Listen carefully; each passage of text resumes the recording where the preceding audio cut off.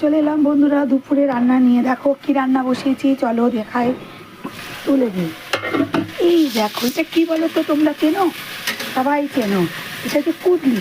কুদলি ভাজা বসিয়েছি, একদম পাঁচফোড়ন আর শুকনো লঙ্কা দিয়ে।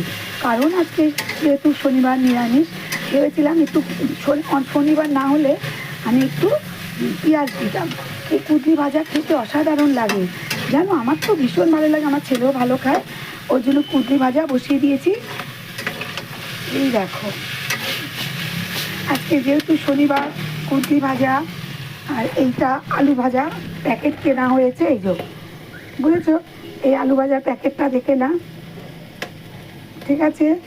পূর্ণা রুচি আনে, ঠিক আছে? দেখে নাও, পুরোটাই দেখে নাও তোমরা। এখান থেকে এই দেখো, এই আলু ভাজাটা আনা হয়েছে। আলু ভাজাটা খেতে খুব ভালো লাগে, ওই জন্য আলু আর ভাজলাম না, এই জন্য কুদলি ভাজা ভেজে নিলাম, ঠিক আছে? চলো ঢাকা দিয়ে দিই।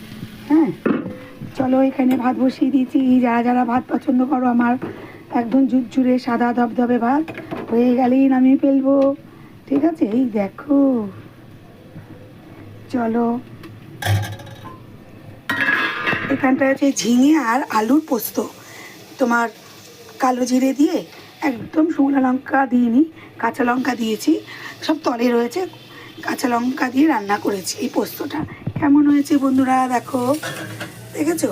আর এখানটা দেখো, যেহেতু আজকে শনিবার, পেঁপে দেখো, পেঁপে দিয়ে মুগ ডাল করেছি, জিরে ফোড়ন, শুকনো লঙ্কা ফোড়ন, আর কিচ্ছু না, একটু আদা বাটা দিয়েছি। দেখো তো বন্ধুরা কেমন হলো ডালটা। ডাল, পোস্ত, আর কিচ্ছু না, কুদলি ভাজা, আলু ভাজা, আর গরম গরম ভাত, ঠিক আছে? চলো ওতে দেখো, চলো দেখি ভাজাটা কতদূর এলো। ভাজাটা না খুব ভালো লাগে, সেদ্ধ হয়েই এসছে, খুব একটা লাগে না। আমি একটু নুন দিয়ে একটুখানি ভালো করে রেখেছিলাম, নুন দিয়ে মেখে রেখেছিলাম। দেখো কত সুন্দর হয়ে গেল। এই হচ্ছে কুদলি ভাজা, আর একটু হবে, তোমাদের পুরোটাই দেখাবো। হ্যাঁ, একটু বাড়িয়ে দিই, ভাজা ভাজা হলে খেতে বেশ ভালো। চলো এখানে ভাতটাকে মাঠটা গেলে নেবো।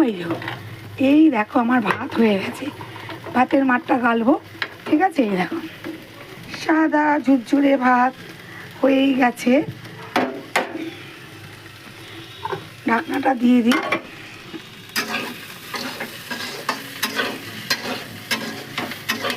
বেশি তেলও লাগলো না, আবার কম তেল দিলেও ভালো লাগবে না, সব কিছুর একটা ব্যাপার থাকে। একটু মিষ্টি দিয়ে দিয়েছি, নুন